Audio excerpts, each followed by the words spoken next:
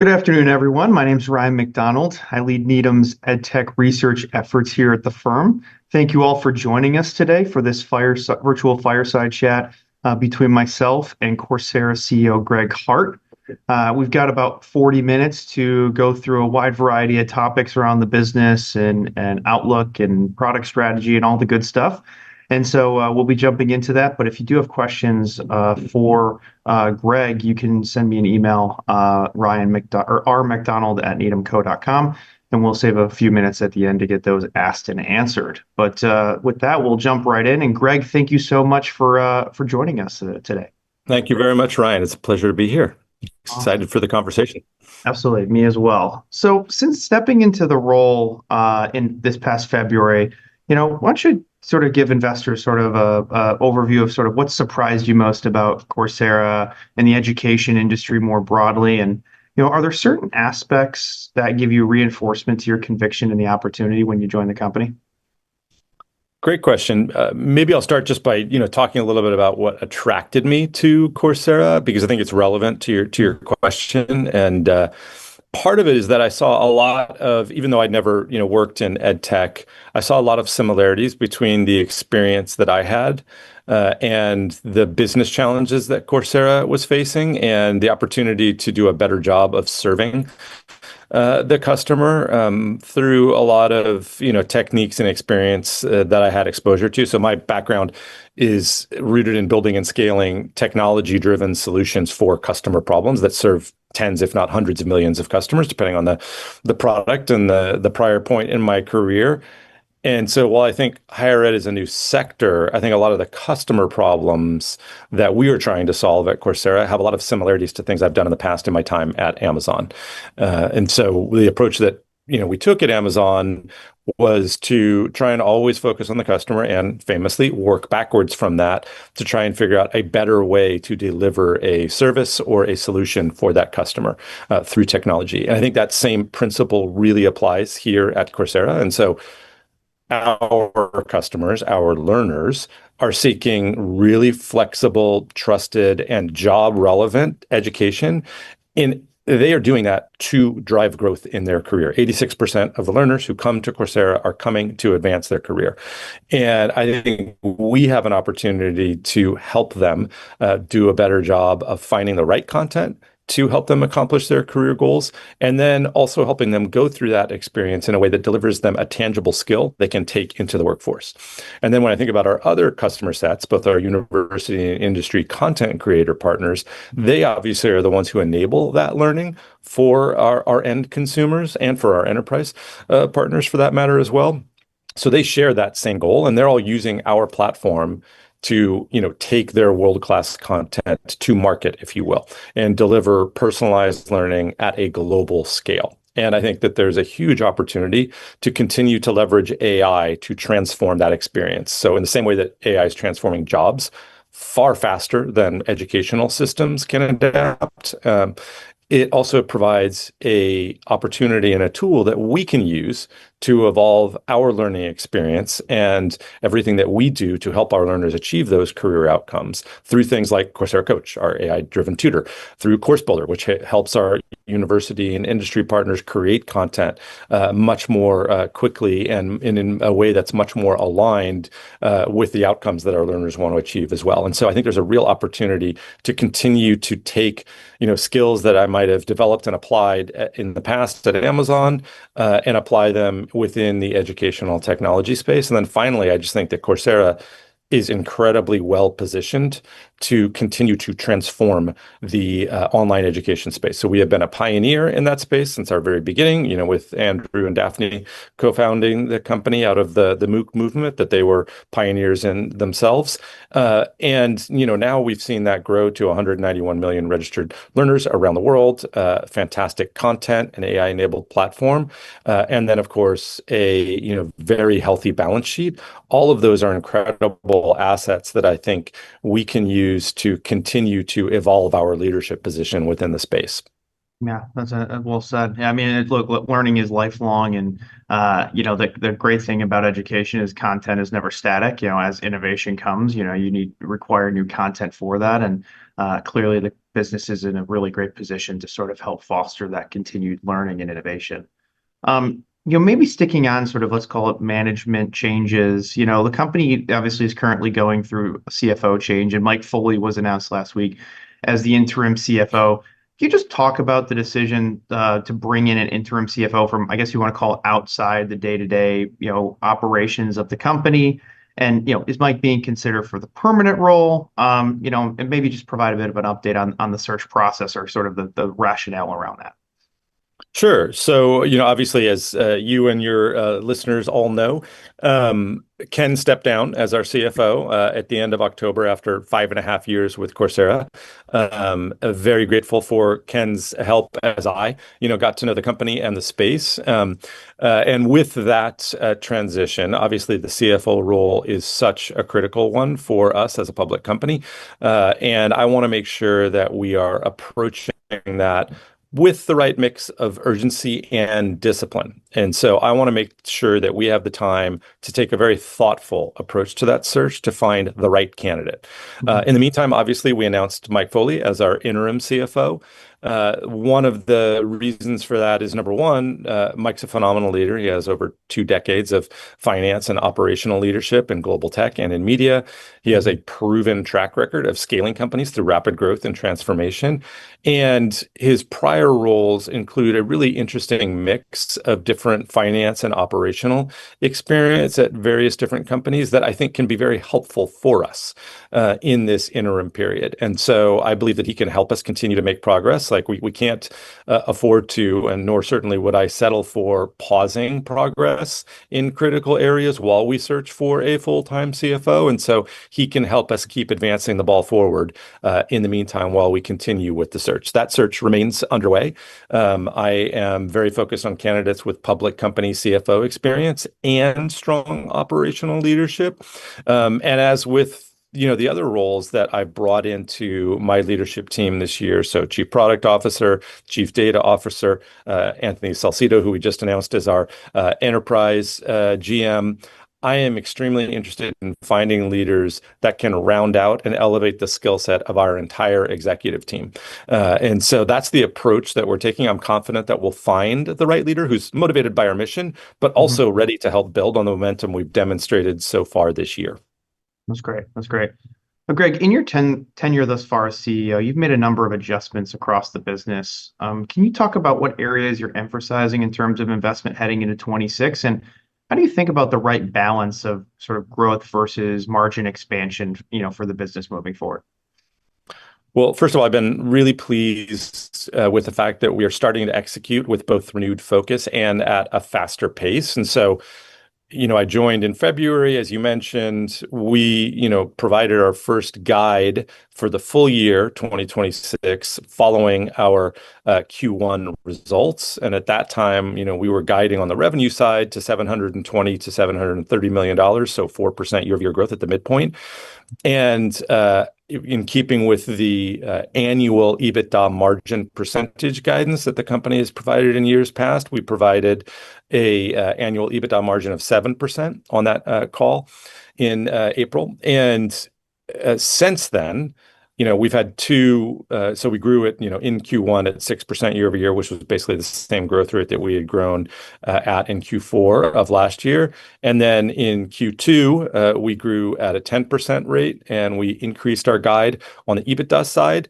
We also increased our guide on the revenue side, and so did the same again in Q3. So grew at 10% year over year in Q3. So 2 sequential quarters of 10% year over year growth. So nice to see that improve from the 6% that we had shown in Q4 and Q1. And then on the EBITDA margin side, we're now guiding to annual EBITDA margin of 8%. And then on the top line, revenue of 750 to 754, so a growth rate of 8 to 9%, versus the 4%. So we've expanded or increased both the year-over-year revenue growth rate and the EBITDA margin. And so I'm very, very pleased with those early signs of the impact of that renewed focus and a little bit faster pace of growth. I believe that the framework that the team had used historically is a great framework. I really like that approach of having an annual EBITDA margin guide, because it allows you to make investments on a longer time horizon basis versus having to manage to a given quarter in the same way.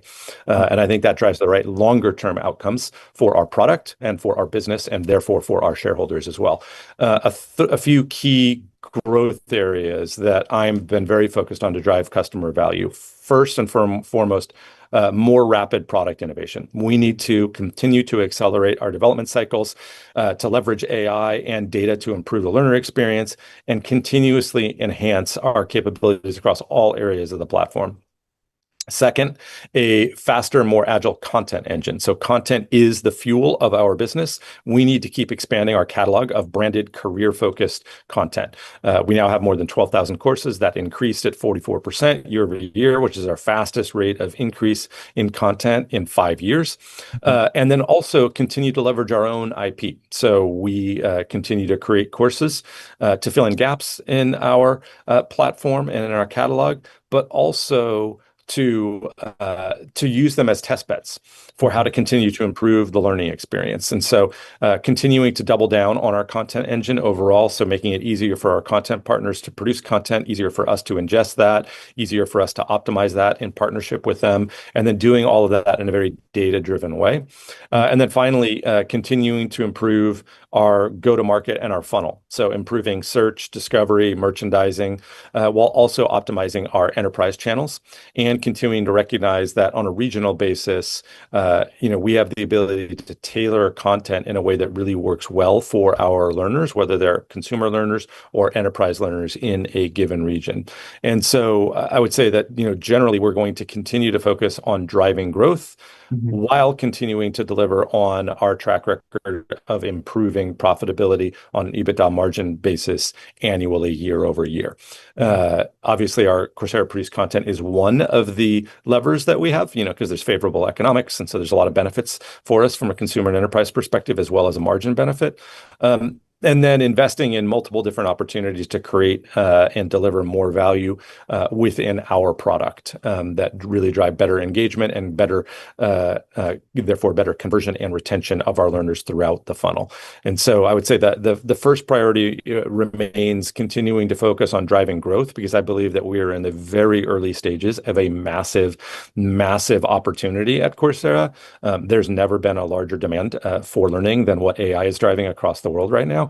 And so we're going to continue to focus on how do we invest to drive maximum long-term shareholder value through reigniting growth.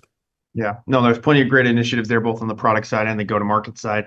Maybe just a question, I guess, on strength of the macro. I mean, are you seeing right now within your base of consumer customers in particular, like a strength in the consumer, or sort of let's call it ability of the end market to be able to consume the content, from a affordability perspective? Are you seeing any pressures on the consumer as you think about how these growth drivers turn or translate to revenue? Well, on the consumer side, I've been really pleased with the growth that we've shown on the consumer side. Two really strong quarters of growth from consumer in Q2 and Q3. So we grew consumer at 10% year over year in Q2, and then at 13% year over year in Q3. And so really pleased with that acceleration versus Q1 and Q4, which were much, much slower from a growth perspective. I would say that number one, we've done a couple things to continue to evolve our approach to the consumer business and really be much more focused on those funnel economics. And so we've made a lot of good progress over the last couple of years on sort of top of funnel and, really using marketing as a lever to drive growth for the business. I think we have an equal, if not larger, opportunity to do the same on conversion, retention, and then ARPU. We've also evolved our pricing. And so, as I think we talked about a little bit on the Q3 call, we rolled out our freemium model over the course of Q3. So all learners have access to the first module for free. And then if they want to continue with the course, they need to become a paid learner. And so, that I think is a good evolution. And then we also, at the same time, made pricing changes on a global basis in many markets to reduce the price of our offering because, and we talked a little bit about this on the Q3 call as well, because it really was just not priced in line with Mhm. purchasing power in a Mhm. lot of countries around the world. So we lowered the price of Coursera Plus Okay. monthly and annual in 60 odd different companies or countries rather around the world. And Mhm. we've been really pleased with the response that we've seen to that overall. I think there's still a lot of work that we need to do to continue to improve the product experience. Mhm. But I think there's an immense appetite from consumers. And you see that reflected in the fact that in Q3, we had 7.7 million new registered learners in the quarter, which was our highest number since I think Q2 or Q3 of 2020, the height of the pandemic. And Yeah. so I definitely think there's a lot of appetite from consumers for online education, and people are really recognizing the disruption that AI is causing and their need to, really become sort of continuous lifelong learners. Yeah, makes sense. Yeah, and maybe on that sense, and so let's shift the conversation to AI a little bit. As from our work, as we've kind of evaluated the market and sort of potentially this obviously major change that's being created by AI, there seems to be maybe two schools of thought on AI. In one scenario, enterprise organizations adopt AI, lay off staff based on productivity gains, and that shrinks the overall workforce and it forces people to reskill themselves in an AI world. The second scenario, enterprise organizations again still adopt AI, but more so instead of layoffs, slow the pace of hiring, invest more in their workforce to make them more productive with AI, in which, then that scenario, enterprise organizations invest more on AI learning content themselves for their employees. I'm curious, what camp do you fall in terms of, I guess, in those two scenarios? What do you think is more likely, and which scenario, in your view, benefits Coursera the most over the next, several years? Well, I mean, I think first of all, like the history of human progress is sort of irrevocably linked to the history of technological progress. And every single technology shift over time has historically changed the roles that are required. It Mhm. doesn't mean that there are fewer jobs than Yeah. there were prior to that. It just means the jobs that are required are different. So you saw that, like, in the Industrial Revolution, you saw that more recently as, computers became a widespread thing, Mhm. in the 80s, across all kinds of businesses. It simply changed the types of roles and the types of skills, therefore, that are required. I Mhm. think that is playing out now with AI at a faster pace than any of those prior revolutions happened. And the way that AI is really transforming roles is really unprecedented. I mean, the World Economic Forum, in their Future of Jobs report from earlier this year, they predicted that if the world were 100 people, if the global workforce were 100 people, 59 of them would need retraining by 2030. So that is a huge, Yeah. huge percentage of the global population that needs to be retrained. And my personal opinion is that that number is going to go up, not down over Mhm. time, just because of the pace of change that AI is creating. And so that, creates, huge challenges for all parts of the system, right? AI is transforming what skills you need for the roles that are out there in the workforce faster than the existing educational systems can adapt. Employers are struggling to find the right AI ready talent and to upskill their existing workforces. And then learners are overwhelmed by the pace of change and unsure where to begin and how to go about gaining the knowledge they need to be successful. So I think that creates incredible opportunity for Coursera. And the real opportunity is rooted in delivering scalable solutions that bridge that skill and educational gap. And I think that requires, a leader with global scale, which obviously we have, with the right technological platform, which we have, and then with the right ecosystem and the right content to reinvent how education can be delivered and how learning can be delivered. And I think that the mixture that we have with world-class content, like in in a world where AI makes it easier than ever before to create content, the value of branded, trusted content really elevates, in my opinion. And so, obviously, our relationships with some of the preeminent universities in the world, along with some of the preeminent industry partners who are creating content, is a huge asset for us. And then we need to keep inventing and investing to invent on the product platform to continue to enable us to take advantage of AI as a tool to deliver far better learning experiences that are more engaging, more interactive, and deliver better outcomes for those learners. And ideally, that lead to verified skills that they can demonstrate to the workforce that they have. And I think we are uniquely positioned to execute on all that. So to me, this current moment is an incredibly exciting time for our company. And I think we're in the very early stages of how this is playing out. And so, those are a few of the thoughts I have.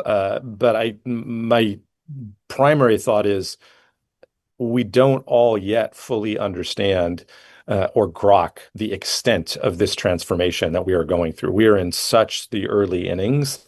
I think this is going to be the most disruptive and most transformational technological change that the world has ever seen. Obviously, it builds on top of other large changes, mobile, the internet, et cetera. But it, I think, is going to eclipse all of those, both from a pace at which this happens and from an impact at which it happens. And I think we're looking to see how can we help people navigate through those changes. Yeah, that makes complete sense. One of our other analysts at AM here today, or even earlier today, just was hosting a human capital management insights call with one of the largest survey collectors, and it really speaks to across the enterprise, mid-market, SMB, that L&D remains a top investment priority for HR departments at global organizations, and I think what you just said there really speaks to why that is the case. So very much so. There's a huge opportunity here. Moving into sort of recent announcements, you recently announced a partnership with OpenAI. Can you just talk and provide a bit more details about the relationship? Is this an exclusive partnership for Coursera? Obviously, ChatGPT has quite the dominant lead amongst consumers relative to its peers at the moment, but I think that gap's going to continue to narrow over the next couple of years. And just broadly, how you think about the LLM channel as an overall driver to traffic to Coursera, sort of moving forward. Yeah, we're incredibly excited about the partnership and what it can mean for Coursera. It is very much in its early days, obviously. So it's not exclusive. We are the sole online learning partner that they included in their initial launch of, the seven first skills or apps that they integrated with their ChatGPT app API. They reached out to us, and I think they did in part because they recognize that, number one, learning is one of the most common use cases on ChatGPT. I think it's the number four most common topic that people are asking about. And two, I think they recognize the value of our content, and they see that in some of the citations that ChatGPT will present. And so then I would say that, they wanted to find partners who could move quickly. And I think as soon as we started engaging with them, they were really impressed with the pace at which we moved. And I think also with the way that we provided them input and feedback on what they were trying to accomplish. And it's really interesting because this is, it's the early days of this integration that we have with them. And I think the experience has a lot of ways in which it will continue to improve. And many of them are actually like exactly analogous to when I led Alexa. And so when we launched Alexa, we very quickly announced the Alexa Skills Kit, which was, an API that enabled any third-party developer to create a skill for Alexa, an app. And when we first launched those and rolled them out, they were relatively sort of on rails. And they were a bit clunky, to be honest. And you'd have to say, like, Alexa, ask Uber to get me a cab.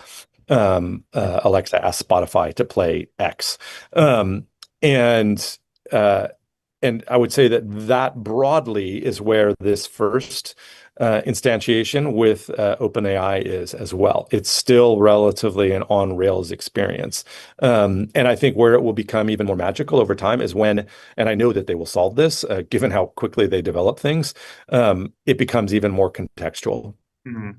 and leverages, ChatGPT's, long-standing interaction with a user to really understand when they can recommend the right content. And obviously, we want that to continue to be Coursera. We continue to be the only online educational partner, but I expect that they'll keep doing that over time across all of their app ecosystem partners.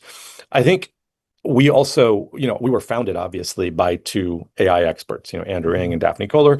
We're both AI professors at Stanford. And so I think that for us, because we've invested so much in AI from a product perspective from very quickly after the launch of ChatGPT, with things like Coursera Coach, which I mentioned earlier, Course Builder, which is our AI-driven sort of instructional design tool that content creators can use to create better courses on Coursera much more readily. AI translations, AI dubbing, academic integrity features.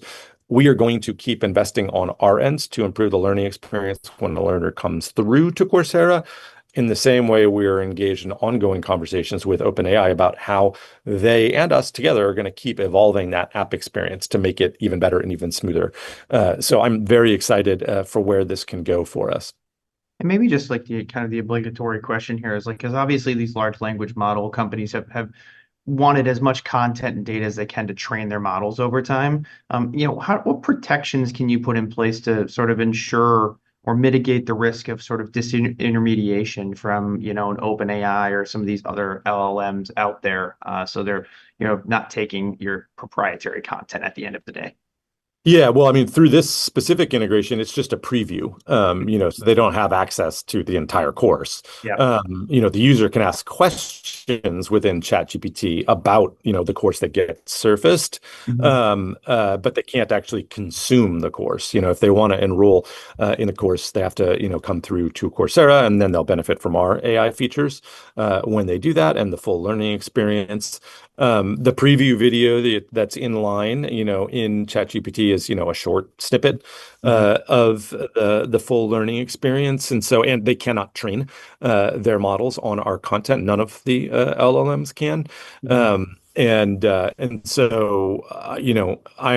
I'm not particularly worried about that. I do think that they are going to continue to want their experience to do a better and better job of helping to answer user queries generally, but I don't think that they're trying to become a full-on education provider in the same way that Coursera is. Mhm. I don't think that's what their primary focus is, because I think if it were, they wouldn't have, decided to reach out to us for this.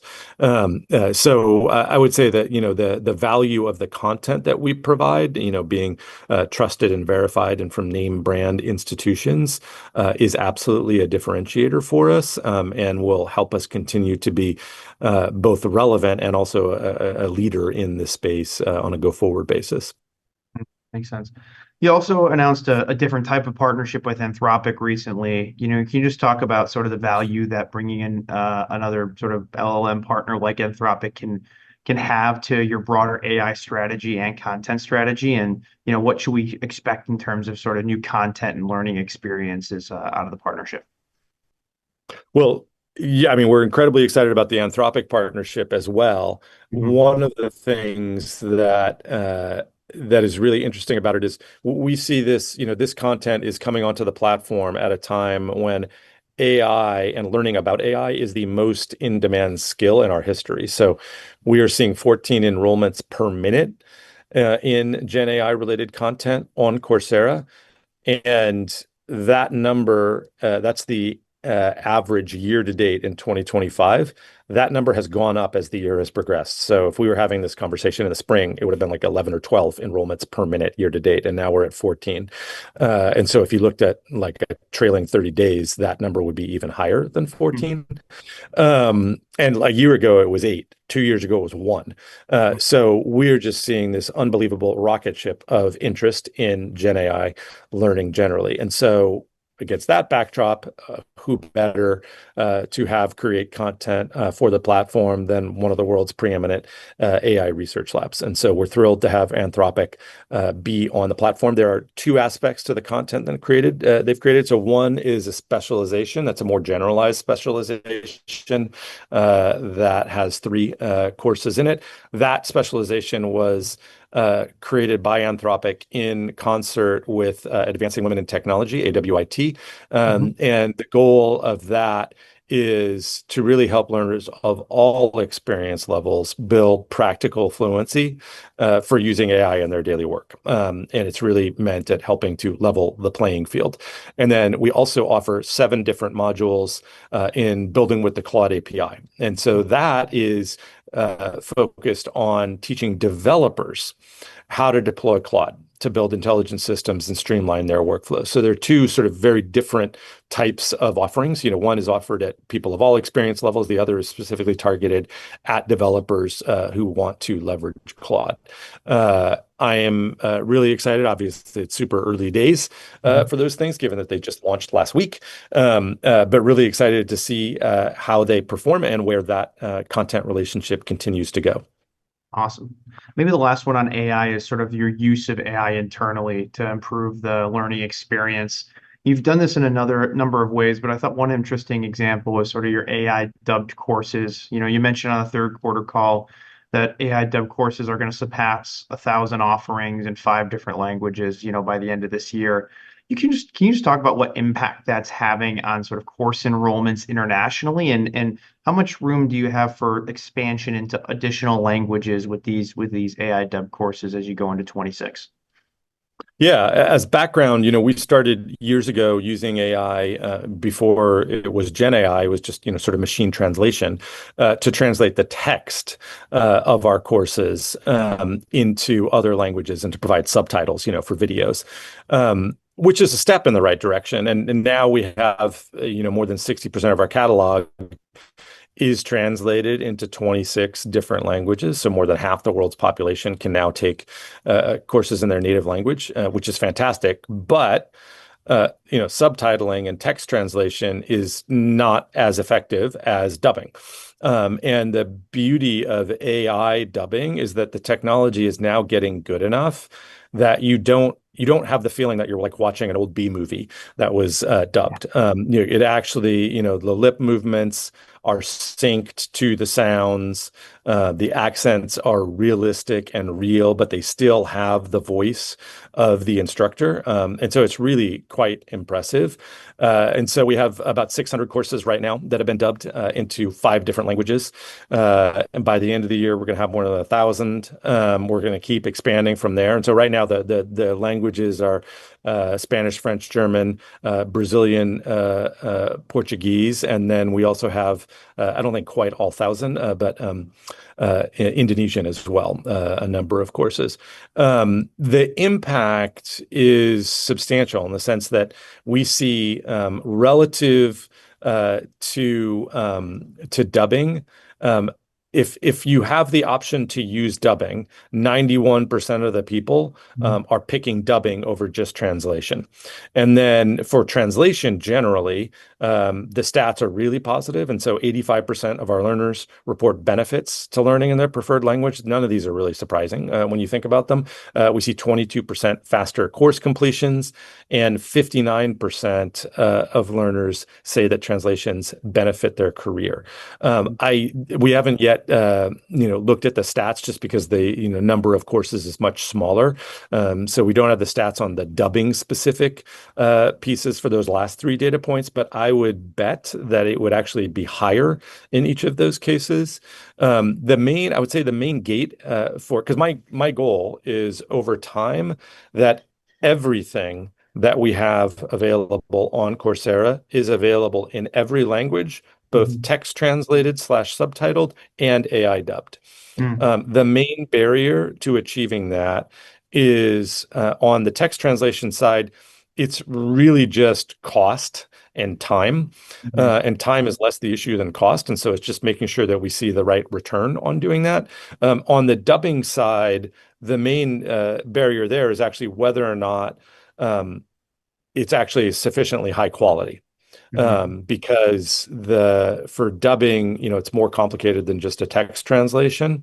And so we're really making sure that we're trying to maintain the right quality bar there. We're actually in the middle of a big effort to dub to both translate and dub a number of courses into Arabic. And the big thing there is making sure that we have the right quality bar on that. And so that's our eventual goal, is to get to everything available in every language. But that's, our longer term, big, hairy, audacious goal. And so we're just going to keep making progress against both of those along the way. And And as then I I think, mentioned, oh, go ahead. Sorry. I was just going to say just quickly on and around, to me, like when I think about how do we make Coursera as relevant to as many learners in as many different countries as possible? So obviously language is a big piece of it. Mhm. But also, the pricing, which I mentioned earlier, the geo pricing, payment methods. So we're continuing to expand the payment methods that we accept, in countries around the world. And then finally, our promotional capabilities, making sure that we're able to run promotions in a way that makes sense in any given market, just given what, consumers might be used to. And so our goal is really to continue to make Coursera as accessible as possible for all of our learners around the world. Makes sense. As we think about potential economic benefit, maybe let's just call it on the AI dub courses or the translation. Is it something that's typically more of an immediate benefit where, you want sort of expand with the AI dub courses in a new language and new region, and you sort of see the more immediate like tail or I guess uplift in enrollments, or is this more of a gradual, hey, NPS starts to improve from the existing learners, word of mouth gets out, and then you start to see sort of more of the positive impacts? I would say it's a mix of both. And so sometimes on the enterprise side of the business, like there can be, newly translated content into a language that's relevant for a given enterprise, whether that's a government customer or a business, Mhm. can definitely provide immediate improvement or ability to win, a specific deal. And so some of our roadmap for translations is certainly driven by where we see demand from our enterprise customers or prospects. Mhm. On the consumer learner side, I would say broadly it tends to be a longer term benefit that we would see. For an individual learner, it might be, immediate and instant, but broadly, I would say it tends to be a longer term thing that plays out over time. Yeah, makes sense. As we shift to sort of now the consumer segment, you talked about it earlier about the success you've had this year, the acceleration in the growth rate throughout the year. Obviously, ideally trying to sort of at least try to maintain, if not continue to improve upon that. Can you just talk about like where you think the major levers for continuing that positive trajectory as we head into 26 are? I imagine AI courses and expansion of that content is going to be a big driver, but you also mentioned, localized pricing, better promotional spend as other factors there. Maybe just talk about what you think are the biggest drivers within the consumer segment moving forward. Sure. So, number one, as I mentioned earlier, we are executing with sort of renewed pace and a growth focus, and so that was reflected in the consumer revenue growth for Q3, and in the top of funnel on 7.7 million new registered learners in Q3. I think that both of those were driven by, a combination of different factors, starting to better serve some of our international traffic. So the geo pricing was certainly a part of that. Obviously, the ongoing translation work is a part of that, the payment methods that I mentioned as well. Then I think also we have uh, a more responsive revenue model on the consumer side of the business, where it is faster to demonstrate the benefits of some of the investments that we've made. Just by its nature, consumer is more responsive from a revenue perspective than an enterprise would be because of revenue recognition and the pace of those cycles. We are seeing some early improvements in paid conversion. Also, a little bit on retention. But I think that those continue to improve. Both of those remains our biggest opportunity. And so we've, made some really good progress, I would say, over the last year and a half. So certainly predating my time here on top of funnel and on really driving, healthy growth overall at the top of funnel. We haven't made as much progress at as fast a rate on conversion and retention. And then, as you make improvements to retention, that's obviously increasing your ARPU over time. And so I think we have a lot of opportunity there. We did mention the fact that on the Q3 call that Coursera Plus, our monthly and annual subscription, now represents more than half of our consumer revenue. And so that certainly benefits lifetime value for each of our consumer learners on average, and forward-looking visibility into our revenue. And as we make improvements, not just on conversion, but in particular on retention, that will just sort of supercharge some of that. And so there's a lot of work that's going on right now that will benefit both consumers and enterprise around skills and career outcomes. And so we have just launched in September for our enterprise business skill tracks. Mhm. We have obviously that content is also available to our consumers. One of the things that we're going to be focused on for 2026 is how do we package that for our consumer learners in a way that they can wrap their head around and that puts them into the right learning path for their specific career objectives. My personal belief is I think that the market opportunity that we have on the consumer side is going to continue to expand Mhm. given the transitions that AI is driving and the need for different skills that we see in the workforce. And so we are going to continue to invest on the product side, certainly on our marketing side as well, but increasingly on the product side and on our content initiatives to ensure that we are creating fantastic learning experiences that really drive better outcomes for our consumer learners and help drive more durable growth for us. And then we'll keep experimenting with sort of different new ways to attract learners. So the Coursera integration with ChatGPT is a good example. Some of the things that we're doing on the marketing side with experimental marketing budgets and new channels is another example. And we're going to try and do all of that in a very data-driven way. Awesome. Well, 40 minutes is cruising by faster than we expected. But before we let you go, I want to touch on enterprise just quickly. Obviously, that business segment has been a bit more in transition as you kind of come on post-COVID contracts in the Coursera for Business or government side. Campus has been obviously a much more attractive opportunity more recently.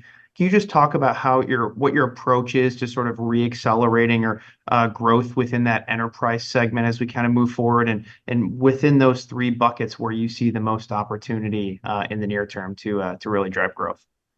Sure. So first of all, we're not pleased with where our NRR has been over the last few quarters. We were at 89% in Q3, down from 93 in Q2, which had been a bit of an uptick in Q2 versus Q1. We've seen mixed trends between the different verticals. You mentioned, Coursera for Government, C4G has been particularly challenged. We do see really promising momentum on Coursera for Campus. That was true both in North America and in APAC in particular. And then C4B, which is our largest of those three verticals, has been more measured, I would say, and more muted. One of the first ways that we're focused on turning that around is bringing in the right leadership. And so, super excited to have Anthony on board. He's now been here for, I don't know, a month and a half as our enterprise GM. He joins us after 25 odd years in the education space, 20 of those at Microsoft, leading their worldwide education efforts. So deep familiarity with the space. He's a very product-focused leader, and so he's partnering very closely with Patrick on how we continue to evolve all of our enterprise offering. And I expect that he'll bring both renewed operating discipline to the approach that we take with enterprise, sort of permeating throughout all levels of the organization, as well as a better focus on how we make sure that we have all the right integrations with our enterprise customers, whether that's with LMSs or LXPs or with enterprises themselves. And then on the product side, one of the things that we started and launched before Anthony joined, but I think we'll continue to invest in and build out over time, is skills tracks. And so there is a clear focus that we hear all the time from our enterprise customers on workforce upskilling and reskilling at scale as technology changes the job market and therefore the needs that they have within their organization. Skills tracks are curated sets of content. We launched our first 4 in September. Those 4 are data, IT, software and product development, and then finally Gen AI. And those are more curated groups of content where in each case we've leveraged our career graph, which has over 2 million data points that brings in third-party data from organizations like Lightcast and combines that with global skills frameworks so that we have a map of all the occupations in the world, the roles within each of those occupations, the levels of each of those roles, the skills that are required for each level, and then the courses on Coursera that map to those skills. And so with skills tracks, what we're doing is we're taking curated sets of content and we are giving any employer a map for if you have this role and you want to provide this type of upskilling, here are the courses that do that. And we're building out verified assessments and credentials at the end of that so that the enterprise can be sure that that employee has learned and mastered that skill. Not just that they took the course and got a check mark for taking the course, but they actually have demonstrated mastery through a verified assessment. And so that verified assessment work stream is in pilot right now for the data skills track. We're going to expand it across all the skill tracks by the end of Q1. We're going to keep adding more skills tracks and more verified assessments as we go. And I think that is going to be an area that we're going to continue to invest in perpetuity effectively, because I think it's just highly aligned with what the world clearly needs right now and what we're hearing from our both enterprise customers, existing customers, and from our prospects as well. So it's still really early days for skill tracks, but very excited for the potential that can create for us over time. Yeah, it's a really attractive opportunity, especially as you think about these enterprise organizations going from developing a, let's call it boardroom level AI strategy to actually then going out and trying to execute on that strategy. A big component of it within your workforce is identifying what skills you have and don't have, and then, sort of being able to then close some of those skills gaps so then you can actually execute on the strategy effectively. It sounds like Skills Track is really going to help to address that issue. I think so. That's the plan. Obviously, that will play out over time. Yeah. And so our near-term priority is just, really improving our execution within the enterprise space, which obviously Anthony will be incredibly helpful in driving. And then he'll also influence certainly all of that roadmap as we continue to expand the skills tracks. Awesome. All right, well, we're up on time. I think I just missed 4 calls from my wife telling me I got to go home and make a turkey and clean the house. So, Greg, we're going to let you go. And thank you, everyone, for joining us today. Hope everyone has a great holiday rest of the week, and we'll leave it there. Thanks, Greg. Thank you, Ryan. Have a fantastic Thanksgiving to everyone. Take care. Bye.